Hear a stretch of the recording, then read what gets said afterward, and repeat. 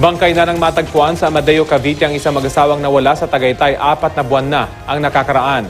Kwento ng isang saksi, nagpanggap umanong buyer ng lupa ang mga suspect na huling nakasama ng mga biktima. Balita hatid ni John Consulta. Inabot na ng dilim ang pag-uukay ng pulisya sa lugar na ito sa Amadeo, Cavite. Ayon kasi sa isang saksi, dito raw inilibing sina Eleuterio at Maria Victoria Bayot. Mag-asawang naiulat na nawawala nitong Setyembre matapos makipagkita umano sa isang buyer ng lupa. Mula noon, tanging kotse ng mag-asawa na may tama ng bala at bahay ng dugo ang natagpuan sa barangay San Jose sa Tagaytay. Ayon sa asset ng Cavite Police, dito raw sa mismong lugar na ito, ibinaon ang mag-asawang nawawala dito nga sa may bahagi ng Cavite.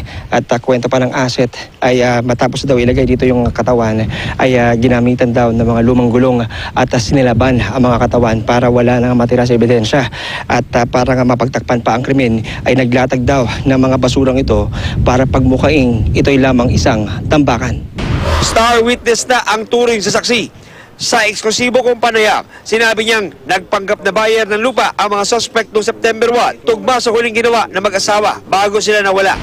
Nakuha na din ng CCTV ang pagdaan ng SUV ng mga biktima sa isang bahagi ng Cavite noong September 1. Ang sasakyang kasunod nila ay sasakyan umano ng mga suspect. Hindi na idinitali ang paraan ng pagpatay, pero dinala raw ang mga bangkay sa Amadeo para ilibing. Binuksan po yung pintuan, nabubuhatin na namin po yung nakalagay po sa sako.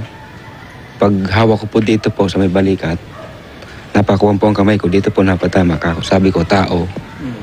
Di, natakot na ako.